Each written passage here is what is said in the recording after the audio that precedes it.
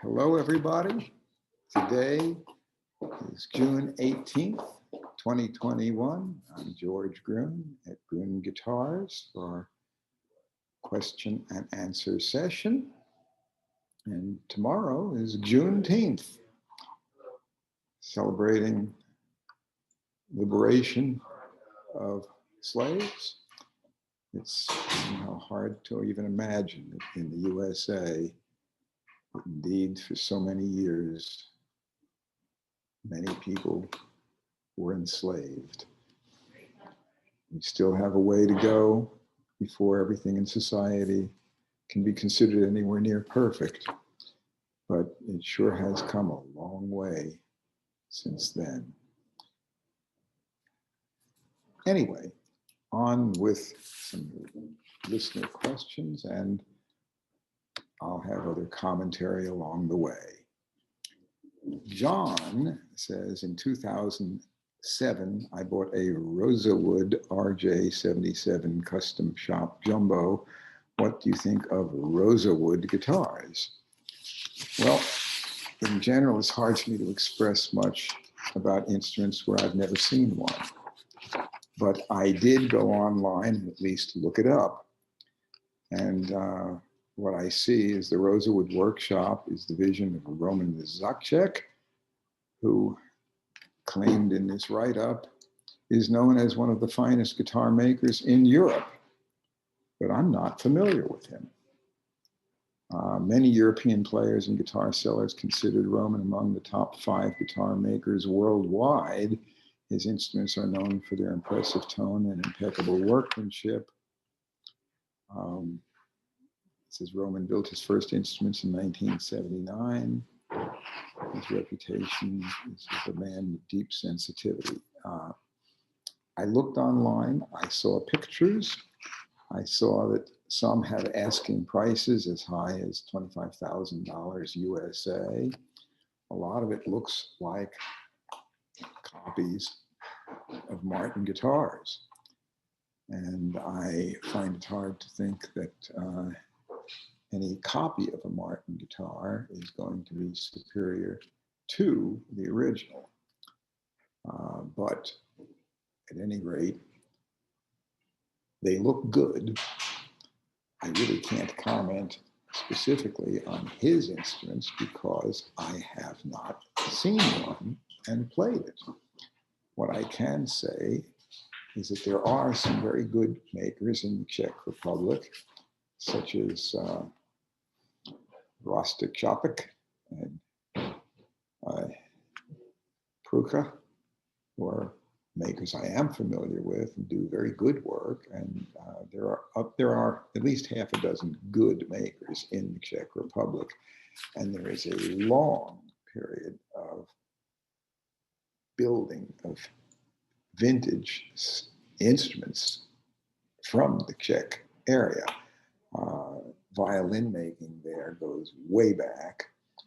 And so there is a tradition of musical instrument making, stringed instruments, for well over a century. So that is something worthy of consideration. There's ample reason to believe that these may be very good guitars, but it's not really reasonable for me to comment specifically on a maker when I'm not truly familiar with him. And none of my employees were familiar with him. So if he were truly one of the top 5 builders in the world, I would expect to have heard about him. And I did inquire with a couple of other people I know, and none of them were familiar with him. But the photos look to me like his instruments are very good. But I can say that certainly Pruka and Chopik make very good banjos. They make very good mandolins, and they do make good guitars. So there is definitely a tradition of building high quality instruments in the Czech Republic. But what I have not seen is Czech violins that are better than the old Italian or French violins. And what I have not seen is Czech guitars that are better than a Martin or Gibson.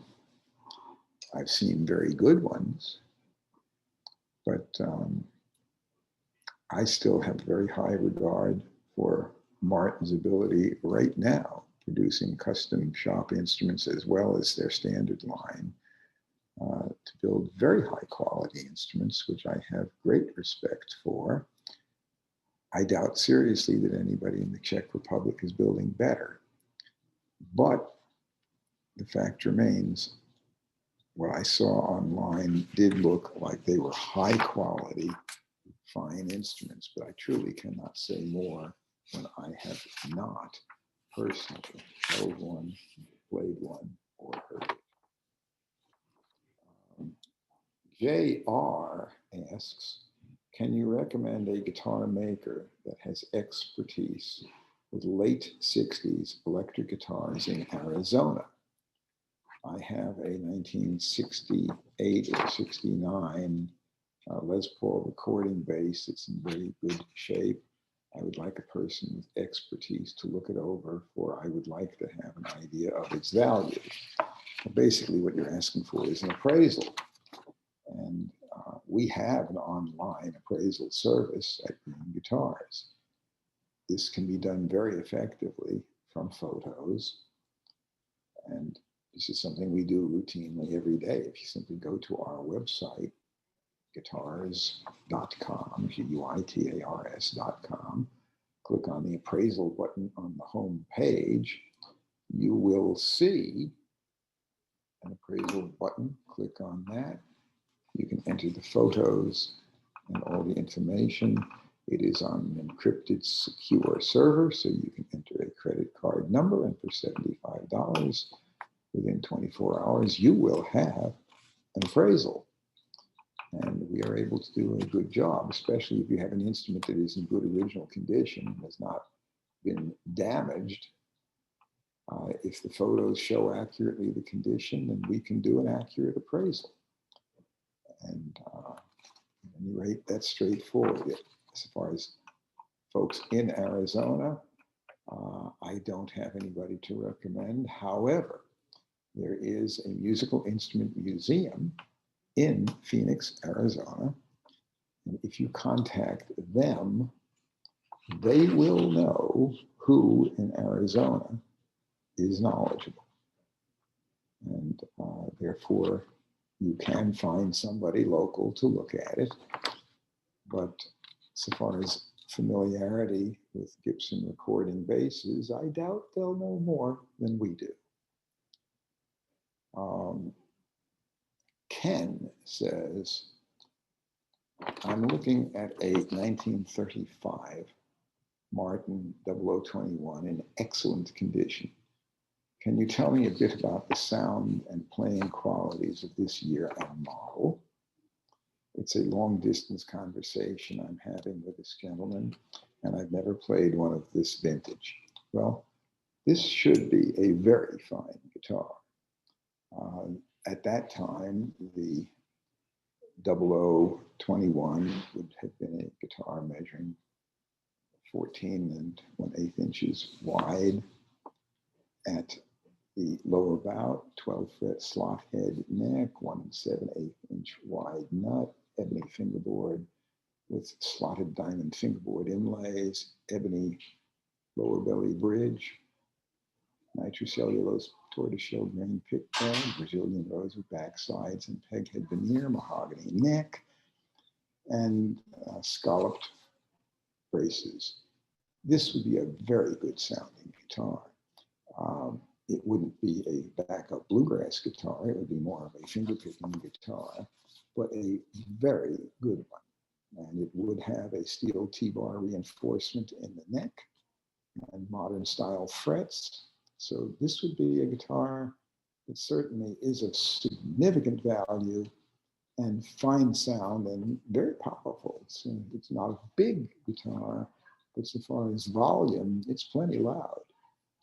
It's a guitar that is quite rare and very good sounding.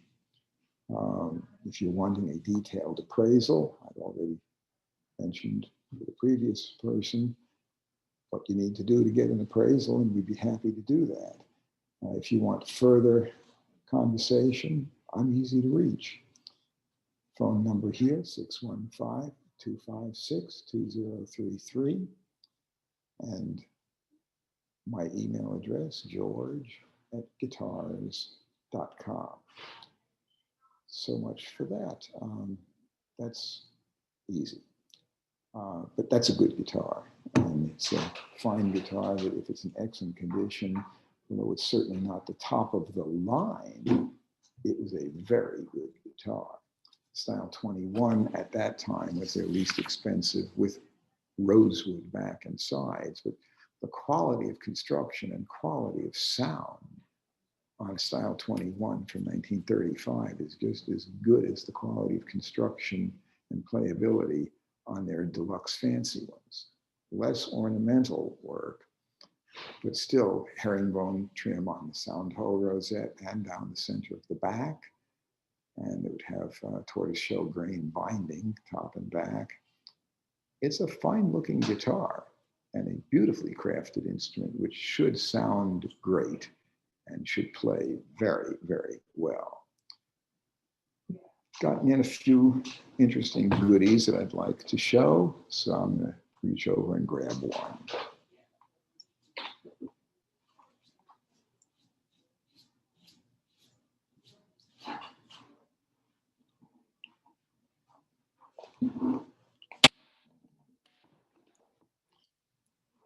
We have here a 1997 Gibson Super 4000 custom, Chet Atkins model, autographed by Chet on the pick guard, which was a standard feature of the model. It's a thinner, it's a semi-thin body in terms of it's thicker than an ES335, and it's a fully hollow guitar, but it's not fully as deep as a Super 400. But it is a carved top, carved back, fully hollow, acoustic with the floating pickup. And this had Gibson's absolute highest level of quality construction. It's a guitar that new at that time was $40,000 list price. And the dealer cost was half that. It was $20,000 wholesale dealer cost at that time. And needless to say, they did not make very many of these. It's a custom shop. And we've gotten a few of these over the years, but this one is priced at, available now at $20,000. And it not only is a super deluxe guitar, but it comes with a super deluxe case, which features a deluxe cover, and the case itself is leather covered, not leatherette, but genuine leather. And the interior is all custom fitted, but it's a genuine leather covered case with the deluxe Gibson cover, and not very many of those floating around out there. So an interesting item. Another new arrival that will be on our website tonight, and that one is one of the ones that will be on the site tonight, but another one that will be appearing tonight on our inventory release is the Handmade Archtop by a Russian builder, Alexander Svistunov. We've had a few of his guitars. He's only made about 15 guitars total. What he's really known for is upright basses and cellos, which are very highly regarded. He's a fine builder, having studied in St. Petersburg, where he had his training, and I'm not talking about Florida, it's Russia.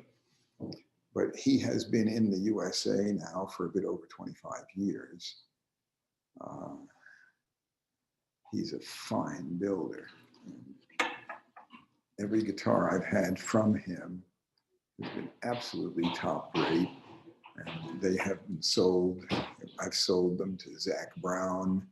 Zach got 2 of them from me. Eric Clapton got 1 from me. His instruments are absolutely top rate. And this is a fine guitar. It is priced at $12,500. It is his latest guitar, just finished and just delivered this week. I do have one other instrument from him, which I'll show momentarily.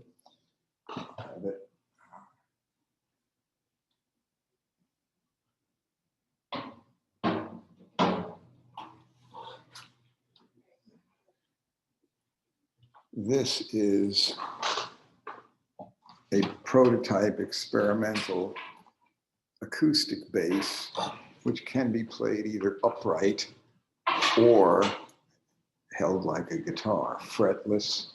The scale is the same as on an upright bass. So it's got a long scale, and the tailpiece is his own production, and has the sliding wolf note adjusters, because basses are sometimes a problem. Wolf notes, you find that cellos and basses often, the bowed instruments and upright instruments of that sort, often enough need wolf note adjustment for some notes to just come out too strong due to the resonant frequency of the neck and body being right at some notes that this is not so much a problem with guitars. The resonant frequency of guitars typically doesn't have wolf notes, but basses and cellos are prone to that. At any rate, this is a very fine instrument, finished in varnish, oil varnish, as he would use on a cello or a bass. And it's quite an interesting piece, priced at $9,500, which would be, basically it's priced at less than he would charge right now to build another one, but this is new from him. And it's a very interesting experiment, and it actually sounds really good. I'm not a bass player, but I've heard bass players on this instrument. It sounds good.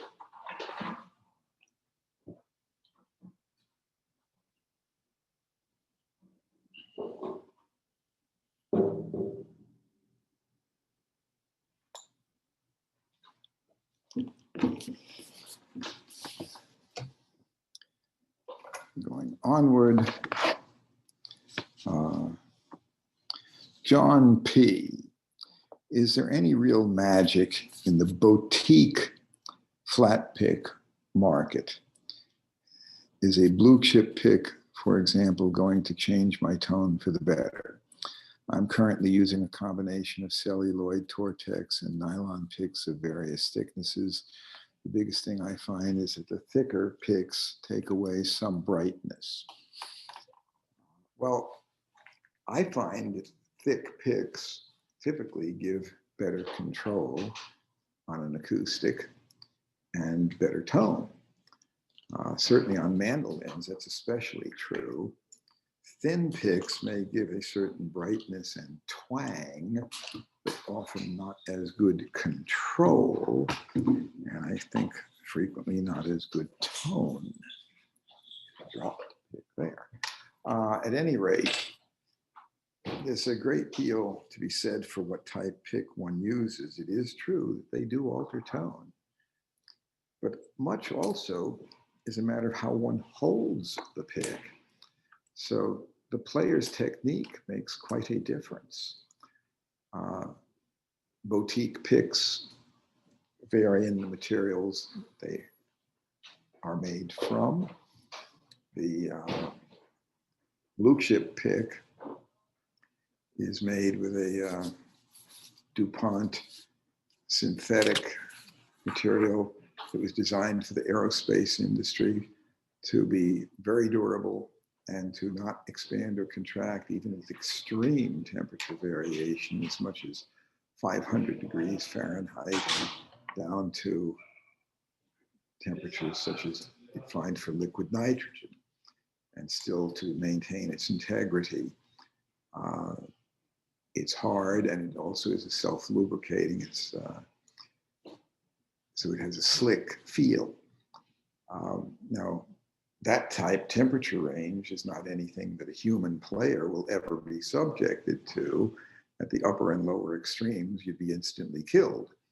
So it doesn't necessarily have to be of those tolerances for you to be able to use it as a pick. And there certainly are some less expensive synthetic materials available that work similarly. But Blue Chip had been certainly jealous of guarding their formula, but it wasn't really their formula, it was DuPont. And at this point, there are other picks being offered on the market with virtually the same specs, and certainly for less money. Don't have to pay $35 to $40 for one, but that still is very expensive material. So there's no cheap picks like that. I'm personally quite content with the Dunlop pick that I am holding. This one is a 1.5 millimeter pick. And there it be. Now, they make a variety of different thicknesses, but the 1.5 is the one I find is great for guitar and for mandolin. And on mandolins, thin picks are definitely not where it's at. Mandolins don't sound good with a thin pick. But whether you get good treble response or good control has a lot to do, and good tone, with how you hold the pick. I typically am not exposing more than that when I'm playing. I'm not holding it up here. You know, then you get flapping, and it's sort of like the result that you'd have with putting a playing card and fastening it with your bicycle spokes, flapping it. That's not good control. It's flap, flap, flap, and that's fine if you want to make a synthetic motorcycle noise on your bicycle, but it's not the best way to get great tone on a guitar. Frankly, sometimes the least you have exposed, not much, that's where you get control. And a fairly stiff pick is good. I have one, I have several picks actually made from water buffalo horn in India, and they're quite good. They're really thick, but they do work well on guitar and on mandolin. So, but the other point is, there are many good players who, instead of using the pointed end of the pick, they want the rounded end of the pick. And people like David Grisman use the rounded end of the pick. And some of the best players I know, they're using the rounded end, not the pointed end. And some of them will even have a pick that's shaped like this. So there's no real pointed ends on that. It's not quite round, but some of these guys would do perfectly well with a round pick. But this type pick here gives very good control for a skilled player. And of course, even with thumb picks, they vary tremendously. I use a thumb pick quite a bit, but I'm using a Golden Gate pick. That this feature here means it can push hard and it doesn't twist on your thumb. But it's a pretty thick pick, and I have filed the end of it short so the point is gone, and I've also thinned it down on the end. So I've actually modified the pick a bit, and it works great for what I do. But the point is, yeah, people could go on and on discussing picks, but it's not only thickness, it's material, it's shape of the pick, it's how you hold the pick, and how you hold the pick can have an enormous impact. So people's playing technique varies from one person to another. And there's more than one way to do it well. But in general, holding the pick so that you have control requires that you don't have a pick that is just going to flap. You want control over it. And if you're holding the pick so that a large amount of the pick is not held by your finger and it has room to flex and flap, your control is nowhere near as good. And your tone will suffer. And really thin picks do not give the tone of the thicker picks. And different material does matter. So a tortoiseshell pick sounds different from most plastic. The blue chip picks and others made with that same type of special plastic have a brightness that you wouldn't see in some other plastics. But yes, it varies a lot, but the fact is the flat pick that I use the most costs 50 cents and I'm quite content with it. And I find that they work well for me. And yes, I've had blue chips and I'm still quite content with my 50-cent picks. It makes a big difference which guitar, also as to how it responds. And guitars, mandolins, and banjos respond differently. But ultimately, on most instruments, including banjo, for a 5-string banjo, I prefer pretty heavy finger picks rather than the really light ones.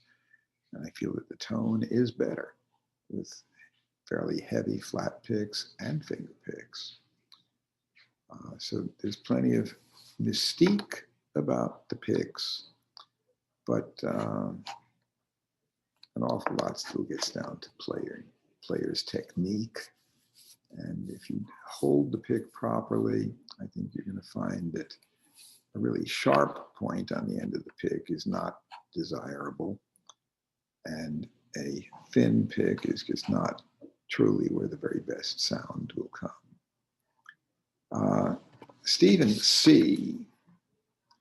says, it appears that some early sunburst Martin guitars had a very subtle gradation. What point did they start the more Gibson-like sunburst of very dark to light? Is it possible to order a new Martin model with a subtle sunburst? And if so, what would it be called? There seem to be quite a few names for different shades of sunburst, vintage burst, amber tone. Well, the fact is you can go to the Martin website and you can see the pictures.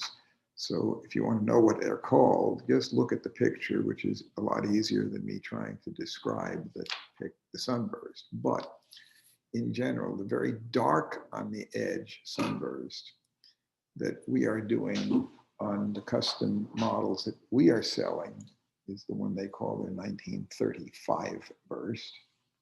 And that burst is right here. And just looking at it with my eyes and looking at it on the camera, I can tell you that cameras don't necessarily capture exactly what my eye sees. This burst on camera looks like a very, very sharp gradation, whereas when I'm actually looking straight at it, my eyes, it's more subtle, but it doesn't look as subtle here on the camera. Martin offers an amber burst finish, which is definitely less dark on the edges and a more subtle gradation. You can look on their website, as I said, and you can see a variety of sunbursts. But the amber burst and the 1935 burst are the ones that are quite popular.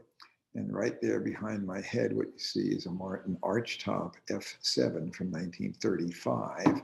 And you can see that burst on that Archtop F-hole F7 is basically the same type burst on as there was on that Dreadnought Custom that I just held up. But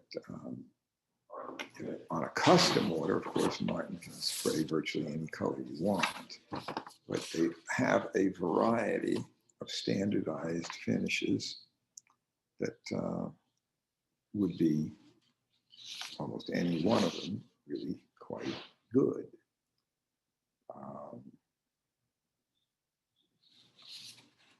So another question that came in from John P. Are there any more quadruple oak size 14 fret Cinco Mahogany Martins arriving soon? And the answer is we have a bunch of them on order. And they are in progress. And at this point, Martin is back ordered significantly.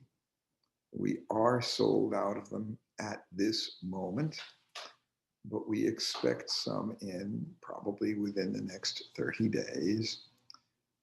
But that's still probably. We just earlier this week got a couple of the 12 fret Rosewood Sinker D28s. In fact, just a minute ago, one of those was the one I just held up in front of the camera. And so we are receiving custom shop Martins and regular Martins on a regular basis. Every week there's guitars arriving. We get in a lot of Martins and we sell a lot of Martins, but the delivery schedules from Martin, and for that matter, just about everybody else in the industry right now, are less predictable than they were 2 years ago. There's a lot of catching up to do as a result of the pandemic, and there's a strong demand. It's quite fascinating to see just how much the guitar demand has picked up in recent months. Even at the beginning of the pandemic, we certainly had significant fears about where the market was going and the stability of the market. How we didn't know how long the pandemic would last. We didn't know just to what depth it would go. There was a lot of uncertainty, but within a relatively short time, the market picked up. Even before we were able to open the showroom fully and just be on appointment only with limited number of people in, it was already picking up. And it's taking time for the manufacturers to catch up with production. And the demand also for used and golden era vintage instruments is also up to the point that many are sold before we can even sell them, or before we can list them. They're sold before they even hit the list, before they hit our inventory page. We're having difficulty keeping as big a stock as we would like. And you know, it's great that the market is strong, but it would be nice if we also had plenty of inventory to satisfy that market. And we are not alone in that. We do want to sell guitars. We want to serve the market, but we're having difficulty getting as many good prime condition vintage instruments as we would like. Our repair staff is working at full capacity, and virtually everything that we turn out on restorations, when they are offered for sale, they are scarfed up quickly if the instrument is actually in good condition. If it's been totally reworked to the point of no longer collectible, that's a different story. Those don't sell as well. But if you have something that basically needed the next set, fret work, setup work, when that work is done properly, if it's a fine instrument, those things sell promptly. We wish we had more, but we can't just simply pick up the phone and order a dozen pre-World War II D28s or any other model. We can order some new ones that are similar specs, custom order, and they're very good, and they sell also very quickly. But at least we are fortunate in that Martin is making some of the finest guitars they've made in the past 60 years or more. I'd go as far as to say that in my lifetime, they weren't making any better guitars when I was born than some of these new custom shop guitars we're getting right now. I'll be 76 years old August 21st of this year. So 1945 was actually not a great golden era year. There's still some very good guitars, but 1945 was not like 1935 or not even like 1938. It may not have been that many years apart, but things changed. And the true, really golden era flat top Martins for steel strings, in my opinion, are about 1927 through late 1938. But there's still some wonderful guitars after that, but not consistently like the ones of the true golden era. And the ones they're making right now are way better than what they were making 10 years ago. And for that matter, way better than what they were making at any time during the 1970s or 80s, or even into the 1990s. Martin's work is really, really good. And similar can be said for Gibson and Taylor and Fender. They are making better guitars now than they did 50 years ago. But 50 years ago was 1971, at which time Fender was owned by CBS, Gibson was owned by Norland. Martin was still in the Martin family, but they were definitely not run the way they are now. And Taylor in 1971 hadn't opened the doors yet. They started in 74. But I think anybody at Taylor, Bob Taylor or Kurt, will tell you that the new Taylors are the best Taylors ever made. And I believe that is true. And they are doing some fine work. And good quality guitars that are stage worthy are being made today. So one does not have to get a vintage instrument to have something that's stage worthy. But are the new Martins superior to those of the true golden era of the 30s? I would say no, they're not superior. And those ones of the 30s are still unsurpassed. But the new ones have better intonation. They have lower action. They have adjustable truss rods. And they do play extremely well, and they sound extremely good. So I can truthfully say that there are new Martins being made right now that I thoroughly enjoy playing and that I can recommend as being professional grade instruments. They may not be collectible, at least not yet, but they're good. Going onward, Jeffrey says, have you noticed any unique sound characteristic that Brazilian Rosewood offers in acoustic guitars that are alike in all other ways except what the back and sides are made of, which is Brazilian? I have noticed it seems to have more power, more sustain, and that I can hear each individual note more clearly than other types of rosewood. Thank you. Well, a great deal depends on the combination of the wood on the back and sides in conjunction with the top of the wood. If you want great clarity, great dynamic range, that's not going to be achieved without great top wood. And I agree that there's differences in sound between mahogany, and for that matter, sinker mahogany versus standard South American mahogany that is more recent growth, virgin forest old wood versus secondary growth wood that grew faster,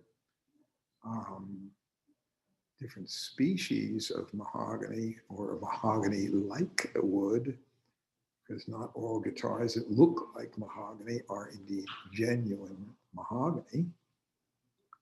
So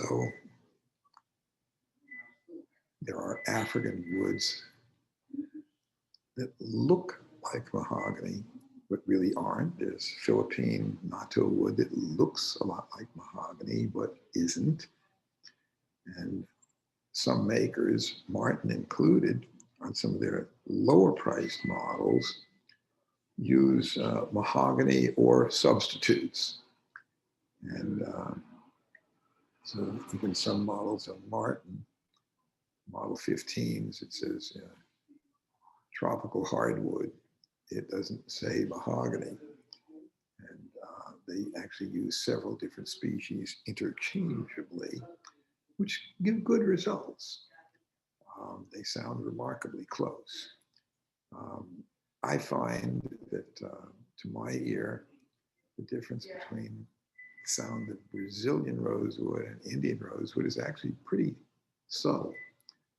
And that the custom guitars that we are having made in rosewood presently, with 28 ornamentation, herringbone trim, are Indian rosewood, and it gives a very good result. So they are quite fine. The Brazilian rosewood does have a richness of sound and overtones that I think is unsurpassed, but the difference in tone is actually remarkably subtle. And the difference in tone, however, between the various different spruces is less than subtle. It's sometimes dramatic. Sarah, need more questions. I know, we're not getting. At any rate,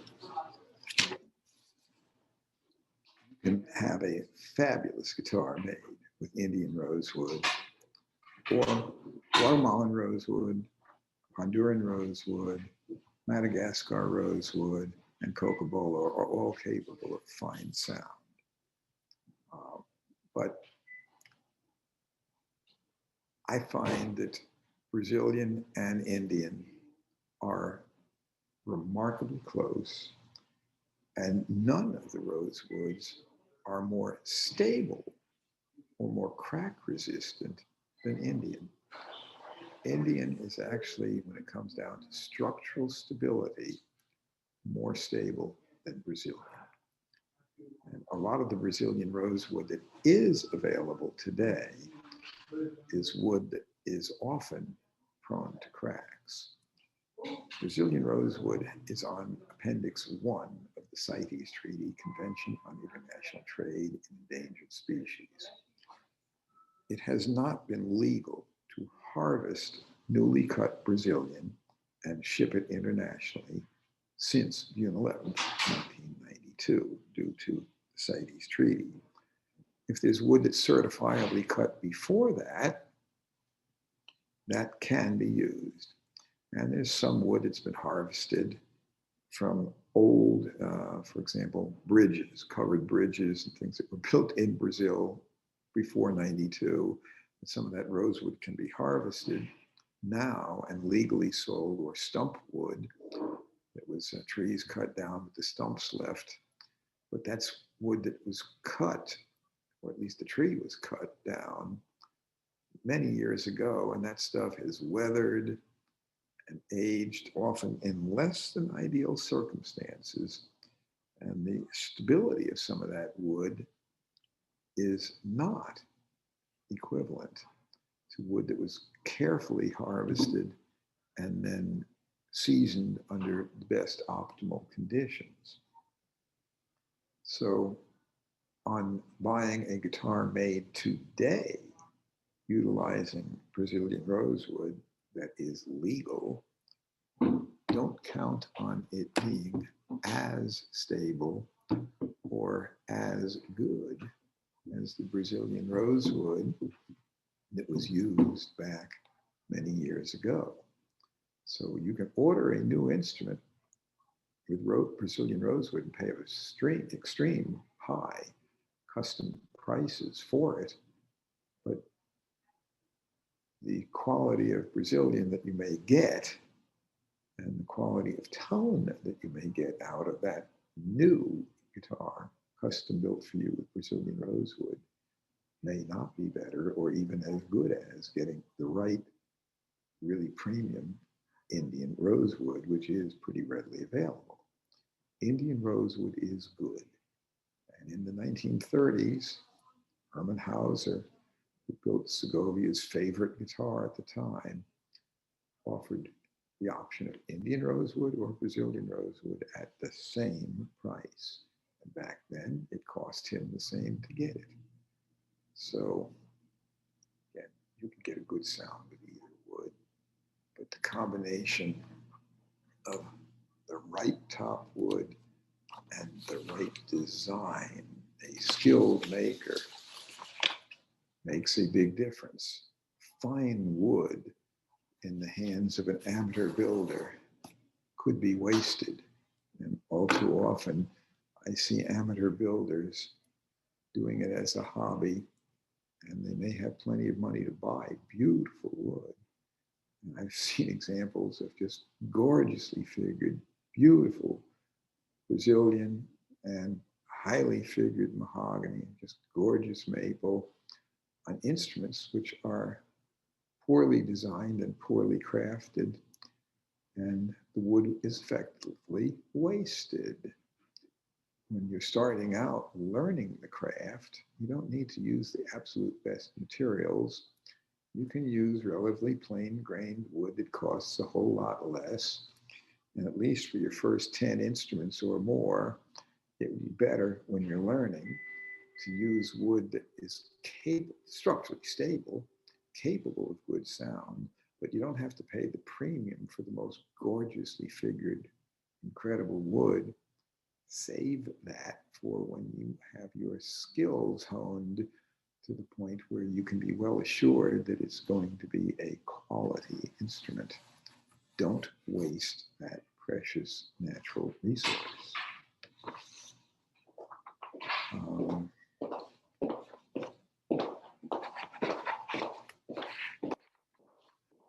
Gary Cowlett made a comment that he was in 2009, it's not so much a question, but reminiscing, but he was walking down Broadway and he came in the shop and I came down and right away mentioned that I'd seen him walking down the street with a guitar case, and I could tell that it was a 1950s Les Paul.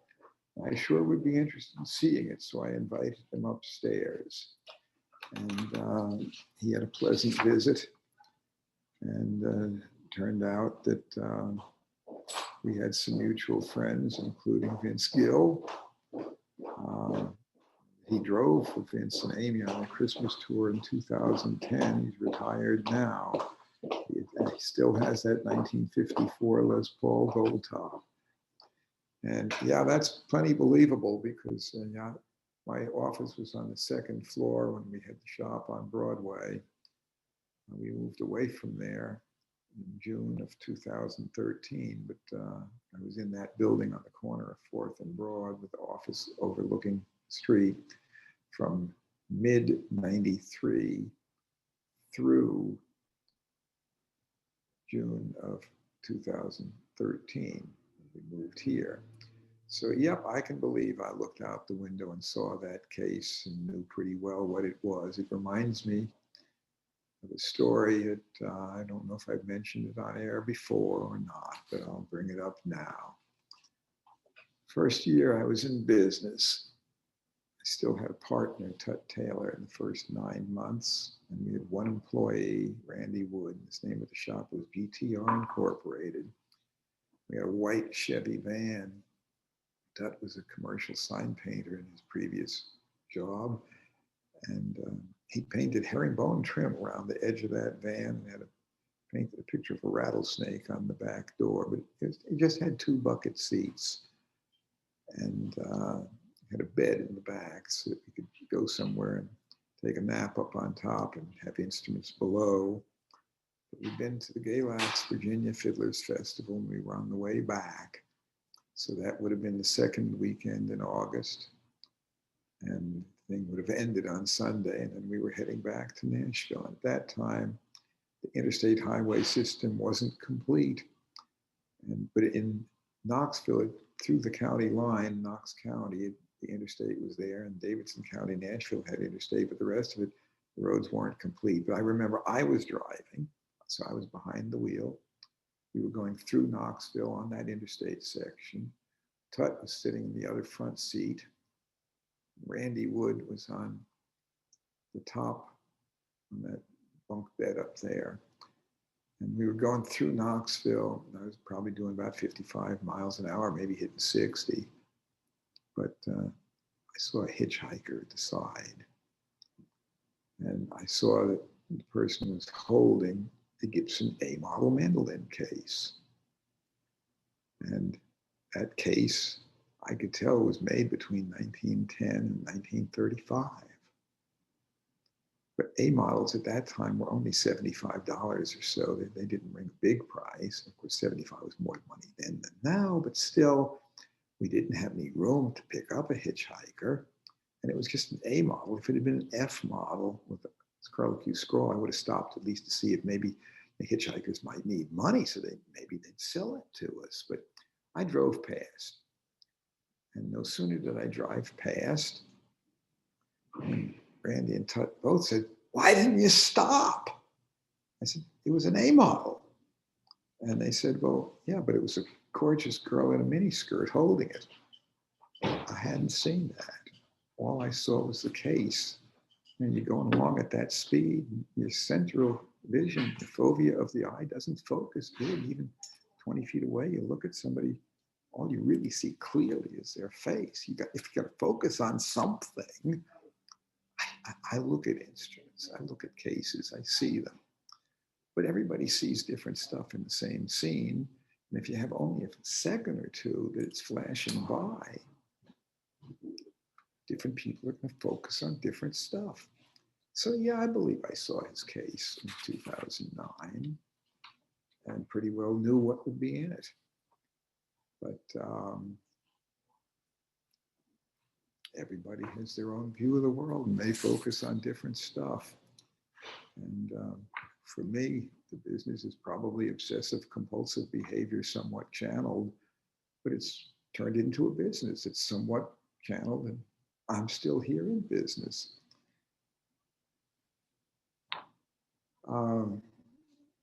Gary Reeves asks, if you would like to speak about Guild guitars, I would appreciate any knowledge you would pass along. That's a little too general to cover, but I was involved with designing guilds from 84 through late 88. And I was part of a group that actually owned the guild from August of 86 through into 89. And I was the executive vice president of research and development for Guild from August of 86 through the end of 88. And if you wish to call me at the shop, I'll be happy to talk more about Guild.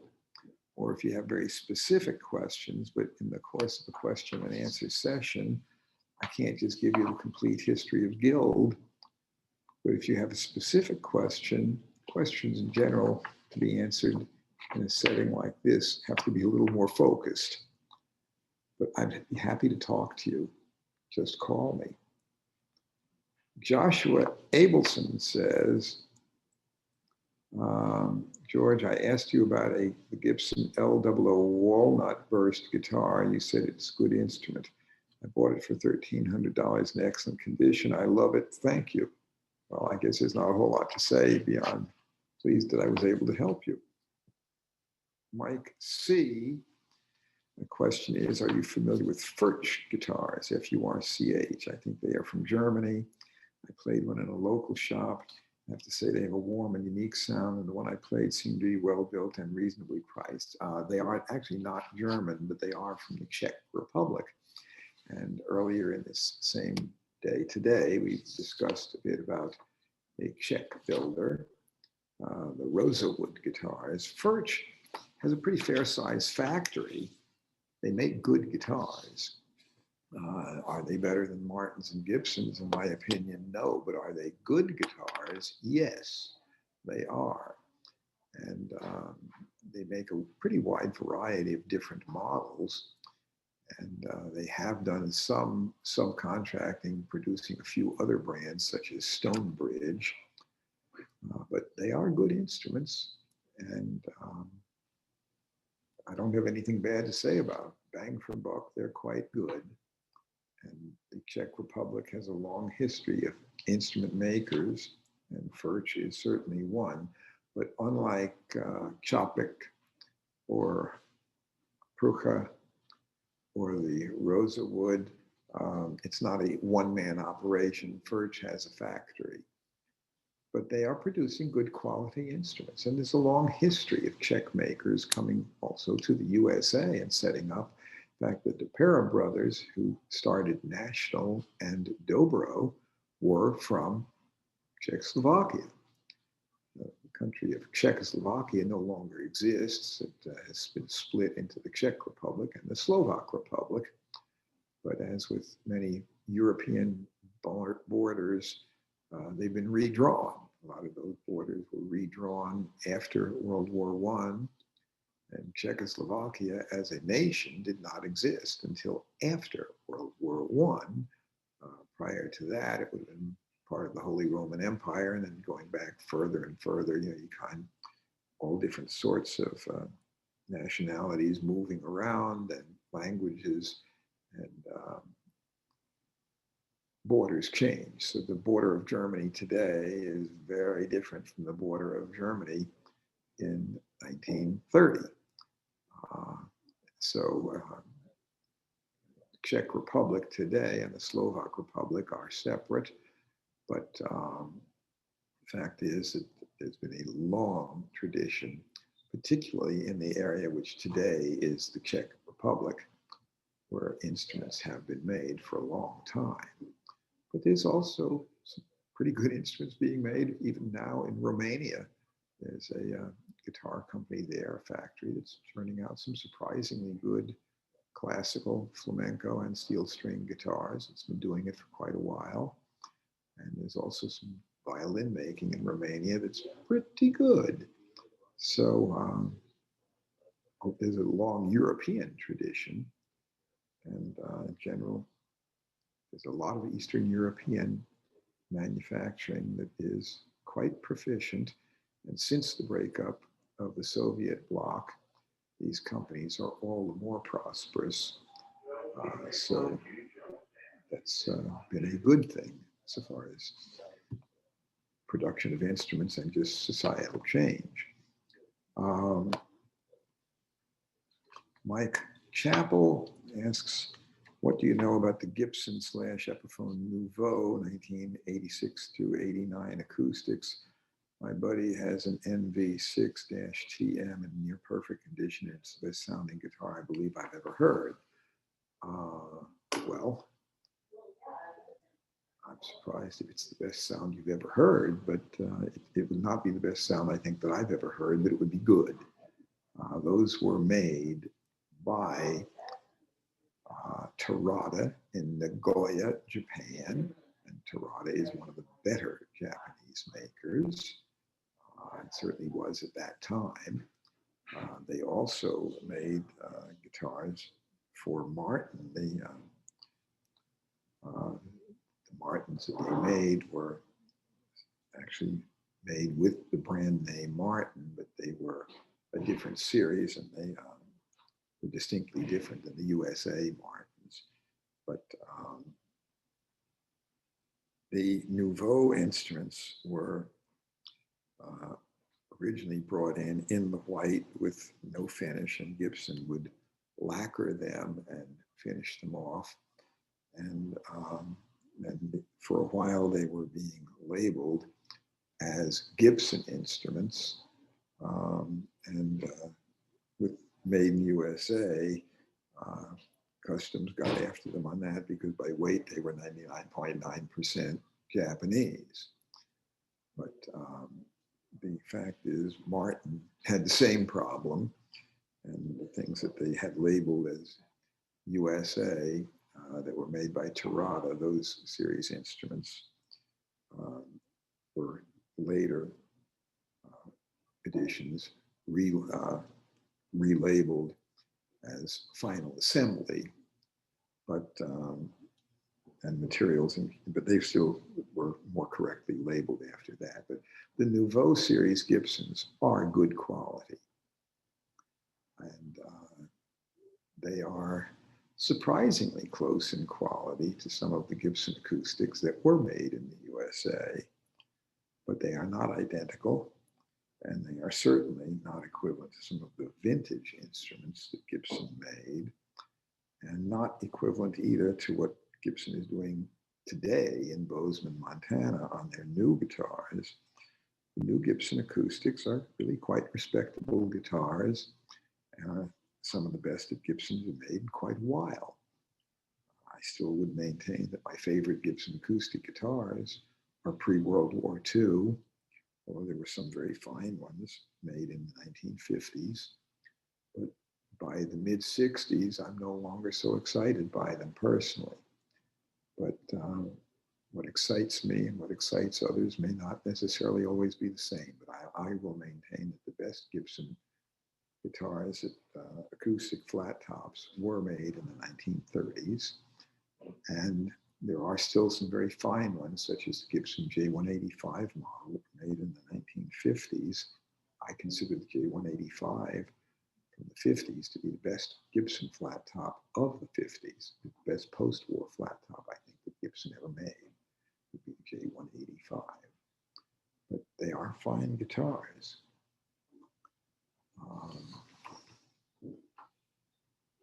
Now, John Contos says, George, did Rickenbacker have a golden era like some of the other guitar makers? And if it did, when was it? Well, at least for their electric guitars, there'd be a couple of periods when when Rickenbacker was really notable. Rickenbacker started out as electro manufacturing, and they had the first magnetic pickup, which was patented by George Beecham, who knew Adolf Rickenbacker. And the first successfully marketed electric instrument, the frying pan model, was a cast aluminum, neck and body together, with a circular body. It was a lap steel. And those came out in 1932. And they were highly innovative and very influential. Others followed soon after. Gibson was doing lap steels as early as 1935. Gibson was doing standard Spanish neck electrics. They introduced the ES-150, the so-called Charlie Christian model. It wasn't called that in the catalog, but Charlie Christian did use one. That came out in 36. But there actually were some that Gibson made, Spanish neck, round neck guitars, hollow body electrics in 35 under the Recording King brand. And those are very significant historically. Rickenbacker electric guitars that the rock and roll people use that are the most sought after were the ones made in the late 1950s through the 1960s, particularly up through the mid-60s. And a lot of that stuff was designed, the ones of the 50s and 60s, by Roger Rossmeisel, who they had done Roger brand guitars in Germany, and he had a pretty distinctive carving pattern, which he brought along to the US with him. And some of those Rickenbackers are very distinctive of his work. And later he worked for a while with Fender, and he was influential in designing a number of models for Fender. One that's the most notable of his was the LTD model Archtop, which looked remarkably like the old Roger brand German Archtop. But again, it depends what you're seeking. If it's seeking lap steels, the great period for Rickenbacker was in the 30s. And also historically, they're very important instruments because they are critically important in the history and development of electric guitars. But the ones that would be of interest most to rock players would be the ones of the late 50s through the mid 60s. And that would include the guitars and the basses. They are good quality instruments. They're, in my opinion, not nearly as versatile as a Fender or a Gibson, but they have a very distinctive tone of their own and certainly a distinctive appearance. And Rickenbackers have been used by some very noted players, especially some of their 12 strings. So that George Harrison played a Rickenbacker 12 string. John Lennon had one as well. And of course, Roger McGuinn of the Byrds was noted for his use of the Rickenbacker 12 string. So they are influential, important instruments. And while they may not be as versatile as some of the Gibson and Fenders, for their own particular tone, which was very distinctive, nothing else takes their place. So not all instruments have to be versatile to be good. They just have to do something really, really well that has a commercial or artistic application. And the fact is, obviously, Rickenbackers have been used by some extremely noted musicians to excellent effect. And for George Harrison and for John Lennon, the Rickenbackers that they had were not their exclusive only instruments that they played, but they were used very well and very notably for important music that to this day is still considered absolutely classic. And if you want that particular tone, that tone is not found in much other than a Rickenbacker. So they are important instruments.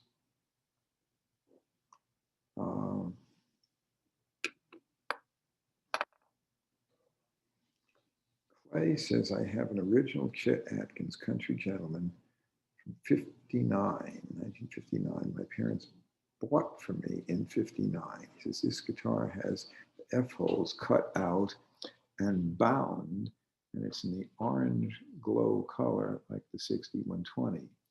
Is this a unique one of a kind? Well, I can't guarantee that it's the only one, but I can tell you that I've never seen one like that. So without seeing the guitar in person, I'm somewhat at a loss to say much of anything about it other than you're not describing the standard specs for the model. The Country Gentleman came out in 57 and it had inlaid F-hole shape. So it wasn't cut out. It was just inlaid black plastic F-holes to just look like imitation F-holes, but it had no F-holes. And they were a single cutaway guitar, and they were a very good guitar. The single cut early Country Gentlemans are among my favorite Gretsch guitars. Right now, they're paying more money for a White Falcon, but so far as playability, comes right down to it, I think I'd rather have a single cutaway Country Gentleman than just about any other electric guitar that Gretsch ever made. And they are very fine. So if you send photos to me, I'd like to see what it is you have. So my email address, george@guitars.com.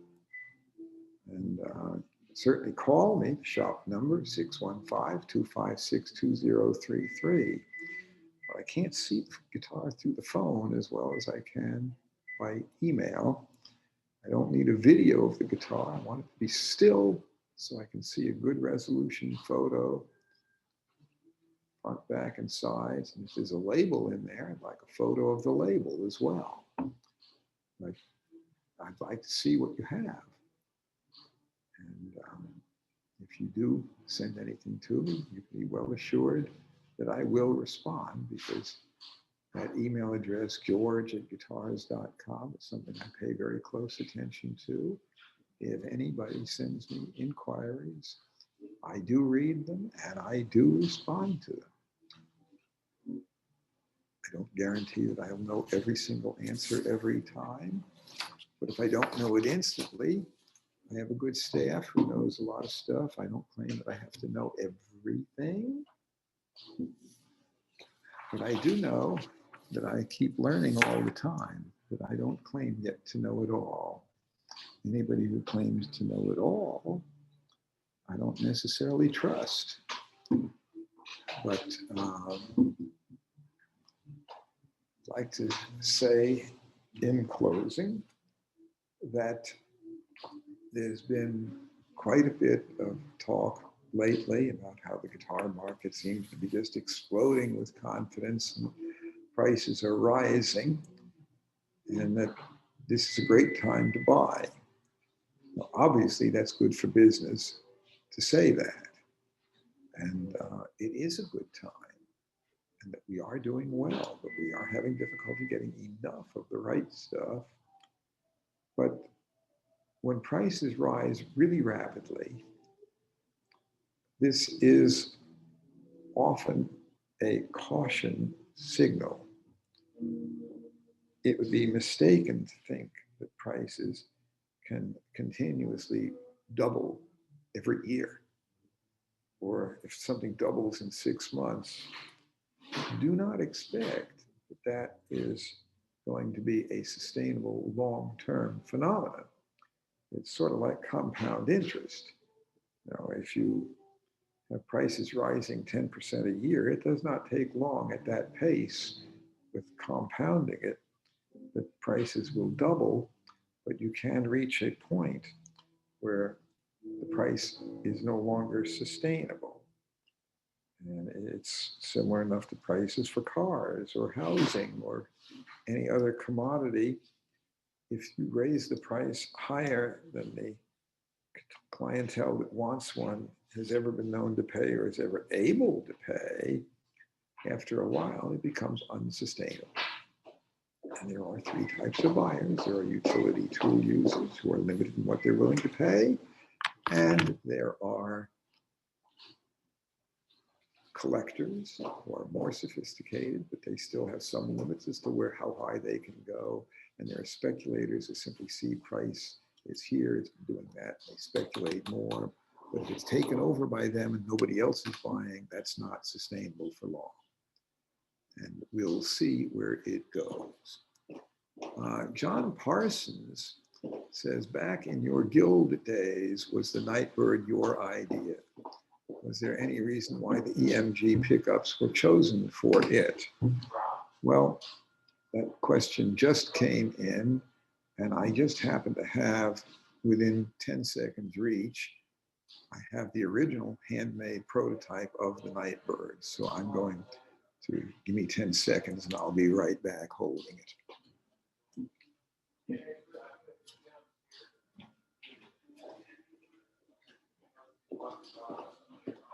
Hold on, I'm coming right back.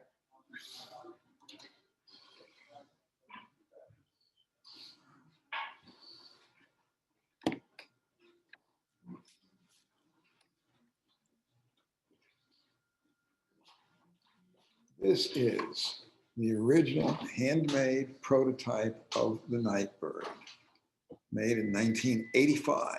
My design work, made in Nashville, in my shop by the person who was my shop foreman at that time, Kim Walker, who's now up in Connecticut and gets big, big bucks for his guitars. This is a carved spruce top, no sound holes. The body is hollow with the exception of under the pickups. And The back is mahogany, which is routed hollow. So there's no separate neck block, end block, curved linings, or a neck interior block. It's just part of the back, but the rest is routed hollow, and it is a carved spruce top. The neck is mahogany, the fingerboard is ebony, the inlay pattern was my own design work on the fingerboard. The peg head was a standard Guild peg head used on some of their models. The peg head shape was my new rendition of the Guild shape.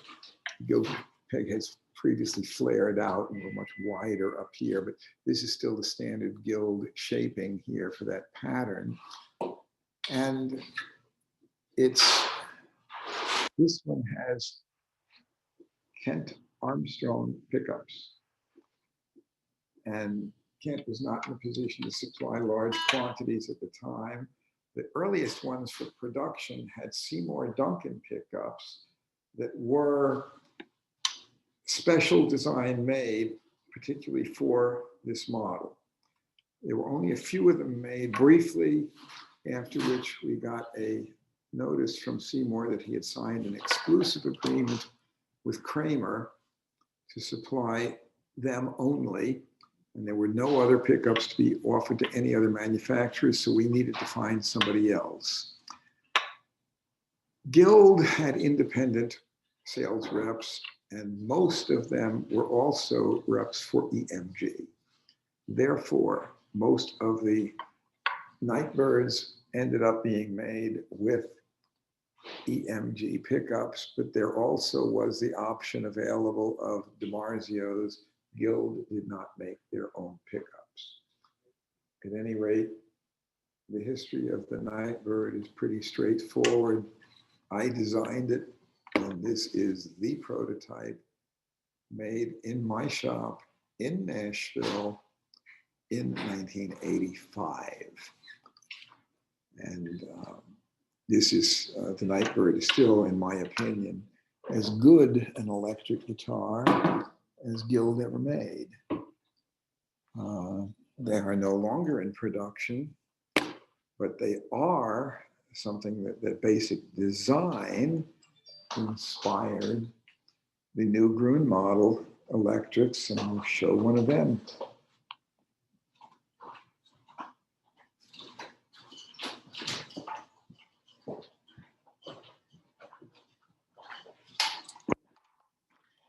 This is built the same way, except it has sound holes.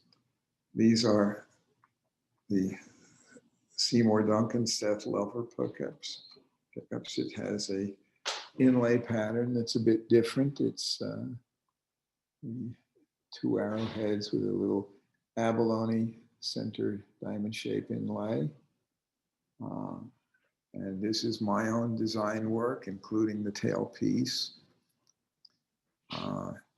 And the back is routed basically in the same way that Nightbird is. So the design lives on, although this has a more rounded cutaway. It is still essentially the same type size guitar, very similar to and effectively what I would view as a more refined version of what I had done in 1985. But the earliest prototypes for this type design were actually done in '88. And I have those prototypes as well. But these are something that we are still offering right now. This is a new Gruen model electric guitar. And these with case sell for $5,000. They are made to my specs by Paul Beard in Hagerstown, Maryland. He's best known for his resonator guitars, but he's very well tooled up to be able to make electrics and acoustics. And he is himself a good electric guitar player, so he knows how it's supposed to sound and feel. But the design work is mine, and these are still in production. We'll look forward to seeing you next week. There's always plenty going on to talk about. The market is strong, but keep in mind, asking prices that you may see online and actual selling prices may not be the same. And asking and getting are definitely not the same. And the rate of growth that some sellers like to talk about is not realistic to think that it can be sustained long term. But prices are good. And again, keep in mind on the 19th, that's Juneteenth. So celebrate it as you wish, but it's a very important date. It's a good thing that society has moved beyond where it had been. So have a good one. See you next week.